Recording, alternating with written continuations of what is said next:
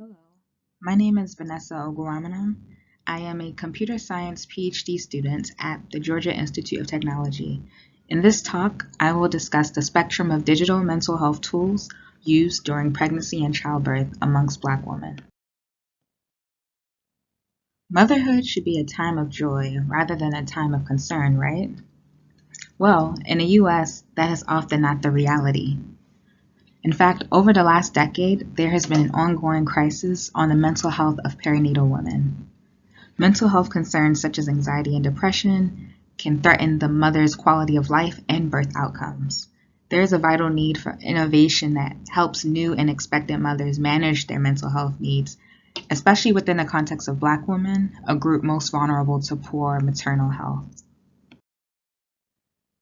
Long-standing encounters with systemic oppression and gendered racial discrimination has deprived Black women of the necessary resources to treat and manage their mental health conditions within the perinatal period. Further, despite having some of the highest rates of negative maternal mental health outcomes, prior work shows that U.S. Black women underutilize mental health services due to barriers such as cost, access, and lack of culturally competent providers. Technology innovation has the capacity to address some of these barriers to mental health service utilization. In fact, HCI researchers have begun exploring the potentiality of digital tools to support new moms with increasing access to mental health support. Despite the numerous benefits reported within different social contexts, interventions in this domain have predominantly been evaluated with white and Asian women.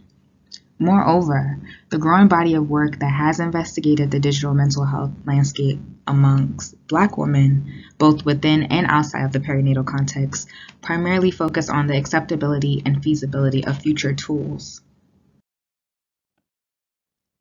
However, to our knowledge, prior work has rarely explored how Black women are currently using technology in present day to address their mental health needs and how satisfied they are with such tools. Furthermore, though Black women are not a monolith, many studies centered around Black women's health tend to overlook the varied experiences of subgroups within this demographic. We argue that a more nuanced understanding of current use and attitudes can help inform the design and evaluation of future digital mental health technologies for Black women across intersecting identities. Thus, to investigate this space, we asked the following questions. What digital resources are perinatal Black women utilizing for mental health support? How frequently are these resources being used amongst this population? And how does frequency of use differ across subgroups? We conducted an online survey with 101 pregnant and postpartum Black women living in the U.S. We utilized the recruitment survey company Qualtrics to help recruit and disseminate our survey materials. To participate, new mothers had to be at least 18 years of age, female, Black, or biracial with one of those races being Black, understand English, and be either pregnant or had recently delivered a baby in a period of March 2020 through April 2021. Our survey consisted of a total of 70 questions, which included multiple choice, 5-point Likert scale questions, matrix questions, and open-ended response questions. Participants were asked to reflect on their mental health status, technology use, and demographic information. To analyze this data, we used descriptive statistics and one-way ANOVA analyses. So, what did we find?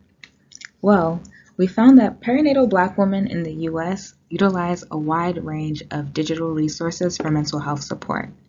In fact, approximately 88% of the women in our study indicated using at least one digital resource to address their mental health needs. These results suggest a prevalent use of digital mental health platform use amongst our sample. Next, we found higher use of specific digital resources for mental health support amongst our sample.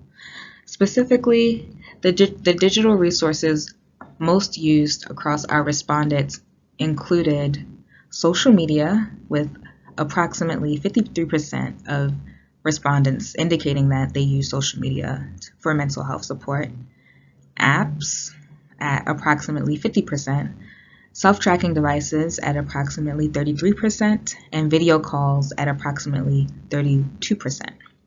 Given that these were the most used resources, our findings suggest that these resources may be more accessible or desirable amongst this population. Most notably, however, our findings conveyed the importance of going beyond a bird's eye analysis of resource use in this population and instead understanding the nuances therein. When we drilled down to examine use across demographic groups, we found that women with higher income and educational attainment use both mobile apps and self-tracking devices to address their mental health needs more frequently than women with lower income and less educational attainment. Likewise, we also found that women who were currently pregnant use video calls as a means of managing their mental health more frequently than postpartum women. Finally, we found that respondents with moderate levels of psychological distress reported using social media more frequently compared with participants with mild levels. In short, we found that perinatal Black women in the U.S. utilize a spectrum of specific digital technologies for mental health support, and that frequency of use varied across subgroups. Future work should go beyond the one-size-fits-all approach to the design of digital mental health technologies. Instead, researchers should further examine the intersectional identities of perinatal women to effectively understand, celebrate, and design for the experiences of those most vulnerable to poor health outcomes. Based on our findings, I will end with 2 design recommendations for future work. First, to support the spectrum of digital mental health platform use amongst perinatal Black women, future work should investigate the design of systems that equip these moms with a personalized collection of digital tools to address their multifaceted mental health needs. For example, designers can explore the design of a tailored dashboard that leverages the unique strengths of video call platforms and mobile devices as an alternative to in-person therapy. Second, we recommend that designers consider an in-depth investigation of the thoughts and lived experiences of perinatal Black women in order to better understand trends in use and satisfaction.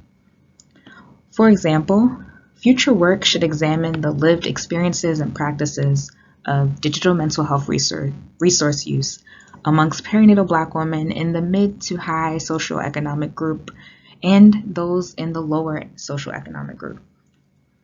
One may seek to uncover, in particular, the factors that lead to both increased and reduced utilization of self-tracking systems for mental health support across socioeconomic groups.